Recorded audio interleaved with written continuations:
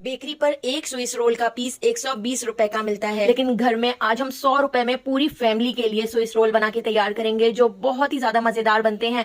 बहुत ही कम खर्च में आप घर में ये स्विस रोल विदाउट ओवन बना सकते हैं। तो स्विस रोल बनाने के लिए सबसे पहले मैंने यहाँ पर 3/4 कप पिसी हुई चीनी ले ली है। चीनी को हम एक बाउल के अंदर ऐड कर देते हैं। इसी कप से नाप के हम बाकी की सारी चीजें ऐड करेंगे। अब मैं इसके अंदर 2 अंडे तोड़कर ऐड कर देती हूँ और इन दोनों चीजों को पहले मैं इस तरह से थोड़ा सा मिक्स कर लेती हूँ ताकि चीनी उड़े ना। और अब हम इसको इलेक्ट्रिक बीटर से अच्छी तरह से बीट कर लेते हैं। हमने इसको इतना बीट कर लेना है कि पिसी हुई चीनी इसके अंदर अच्छी तरह से डिसॉल्व हो जाए। और आप देख सकते हैं अंडे का कलर भी चेंज हो चुका है। अब मैं इसके अंदर ऐड कर देती हूँ 1 टीस्पून वेनिला एसेंस। अगर आपके पास वेनिला एसेंस ना हो, आप इलायची पाउडर भी ऐड कर सकते हैं। 1/4 कप हम इसके अंदर कुकिंग ऑयल ऐड कर देते हैं। आप इसके अंदर बटर भी इस्तेमाल कर सकते हैं। मैं कुकिंग ऑयल ऐड करके इसको बना रही हूँ। बहुत ही सॉफ्ट और बहुत ही मजेदार हमारे स्विस रोल बनके तैयार होंगे। दोबारा से हमने इसको एक बार इस तरह से बीट कर लिया है। अगर आपके पास इलेक्ट्रिक बीटर ना हो, आप फॉर्क से भी अच्छी तरह से इसको बीट कर सकते हैं।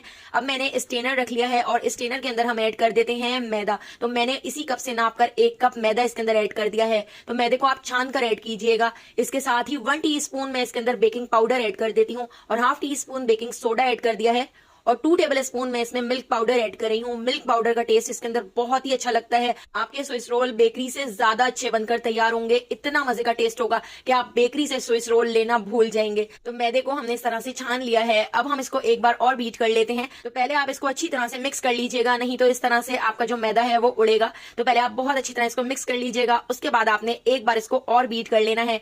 तो बस 10 सेकंड तक आपने इस तरह से इसको और बीट कर लेना है ताकि मैदा इसके अंदर अच्छी तरह से मिक्स हो जाए। ओवर मिक्सिंग नहीं करनी है। तो बस इस तरह से देखिए बहुत अच्छी तरह से मिक्स हो चुका है। अब मैं इसके अंदर ऐड कर देती हूँ 5 टेबल स्पून नीम गर्म दूध। दूध ऐड करने से आपका जो स्पंज बनकर तैयार होगा वो बहुत ही सॉफ्ट बनेगा।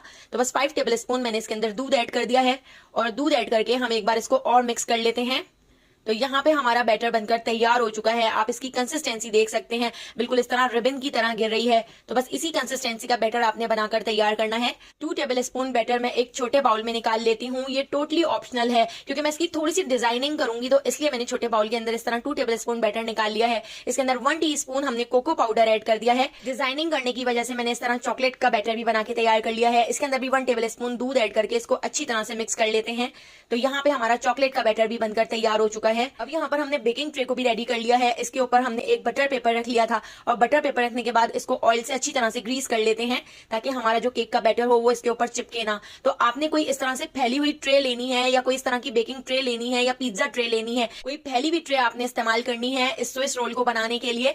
आपने जो इस बैटर की लेयर इस ट्रे के ऊपर डालनी है वो बहुत ज्यादा मोटी नहीं होनी चाहिए। बस ½ इंच की आपने लेयर इस तरह से ट्रे के ऊपर डालनी है। बाकी का बैटर आप किसी और तरह का केक बनाने में इस्तेमाल कर सकते हैं। बाकी के बचे हुए बैटर से हम मार्बल केक बना लेंगे, तो उसको भी मैं आपको बाद में दिखाती हूँ। तो देखिए इस तरह से जो चॉकलेट का बैटर हमने बना के तैयार किया था, चॉकलेट वाले बैटर को हमने इस तरह से इसके ऊपर डाल दिया है और एक स्टिक से हमने इस तरह से इसकी डिजाइनिंग कर ली है। ये ऑप्शनल है, अगर आप इस तरह नहीं बनाना चाहते तो आप सिंपल तरीके से भी स्विस रोल बना सकते हैं।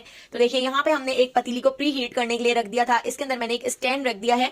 तो 15 मिनट पहले मीडियम फ्लेम पर आपने पहले पतीली को गर्म करना है और उसके बाद आपने बेकिंग ट्रे को रखकर इसको आपने बेक कर लेना है। तो लो फ्लेम पर 25 मिनट तक हम इस तरह से इसको बेक कर लेंगे और बाद में चेक भी कर लेंगे। और जो बचा हुआ बैटर था, तो देखिए इस तरह से मैंने उसका मार्बल केक भी बना के तैयार कर लिया था। बहुत ही सॉफ्ट, स्पॉन्जी और बहुत ही मजेदार हमारा मार्बल केक भी बनकर तैयार हो गया था। तो मार्बल केक को भी बिल्कुल इसी तरह से डेकोरेट करके हम बेक कर लेंगे। पहले पतीली को आपने 15 मिनट गर्म करना है, उसके बाद आपने लो से थोड़े से ज्यादा फ्लेम पर इस तरह से इसको बेक कर लेना है। तो इसको बेक होने में 25 से 30 मिनट का टाइम लग गया था। आप देख सकते हैं इसका कलर भी चेंज हो चुका है और हमने ½ इंच की बैटर की लेयर इसके ऊपर डाली थी और आप देख सकते हैं फूल कर ये 1 इंच का हो चुका है। तो आपने बिल्कुल इसी साइज का 1 इंच का आपने स्पंज बनाकर तैयार करना है।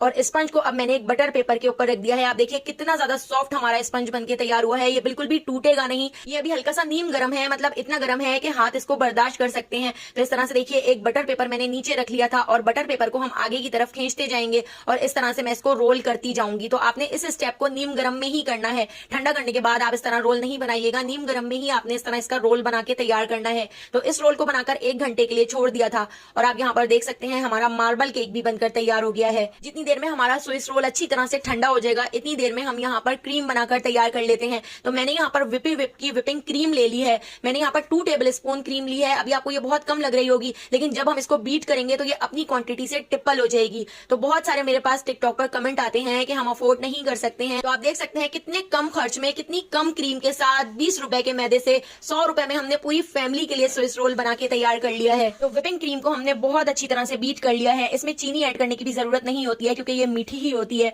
और अब हम यहाँ पर 1 घंटे बाद रोल को इस तरह से खोल लेते हैं। नीचे वाले बटर पेपर को भी हम इस तरह से हटा देते हैं और आप देख सकते हैं ये बिल्कुल भी टूटा नहीं है, बिल्कुल अपने शेप में आ गया है और कितना जबरदस्त हमारा सॉफ्ट स्पंज बनकर तैयार हुआ है। तो दोनों बटर पेपर को हमने इस तरह से हटा दिया है और अब हम इसके ऊपर इस तरह से क्रीम लगा देते हैं। तो केक को ठंडा करने के बाद ही आपने इस तरह विपिंग क्रीम लगानी है, नहीं तो क्रीम मेल्ट हो जाएगी। तो इस तरह भरकर मैंने इसके अंदर क्रीम लगा दी है। क्रीम लगाने के बाद अब मैं इस तरह से इसका रोल बना लेती हूँ। तो आपने टाइट सा इस तरह से इसका रोल बनाकर तैयार कर लेना है। यहाँ पर देखिए इस तरह से मैंने इसका एक रोल बनाकर तैयार कर लिया है। ऊपर हमने डिजाइनिंग की हुई है। अगर आप इसके ऊपर क्रीम नहीं लगाना चाहते तो आप क्रीम को स्किप कर सकते हैं। इस तरह से भी आप इसको सर्व कर सकते हैं, लेकिन मेरे पास 2 टेबल स्पून में से भी काफी सारी क्रीम बच गई है, तो मैं इस तरह इसके ऊपर भी क्रीम लगा देती हूँ। तो इस तरह से भरकर हम इसके ऊपर भी क्रीम लगा लेंगे और क्रीम को मैं इसके ऊपर अच्छी तरह से सेट कर लेती हूँ, अच्छी तरह से लेवल कर लेती हूँ। और अब मैंने यहाँ पर एक स्क्रैपर ले लिया है। तो स्क्रैपर से हम इसके ऊपर इस तरह से हल्की सी डिजाइनिंग कर लेते हैं। तो आप जिस तरह भी इसकी डिजाइनिंग करना चाहें आप कर सकते हैं। इसके ऊपर आप स्प्रिंकल डाल सकते हैं, इसके ऊपर आप चेरी डाल सकते हैं, आपको जैसा अच्छा लगे आप वैसी इसकी डिजाइनिंग कर सकते हैं। 2 घंटे के लिए इसको फ्रिज में रखकर ठंडा कर लिया था।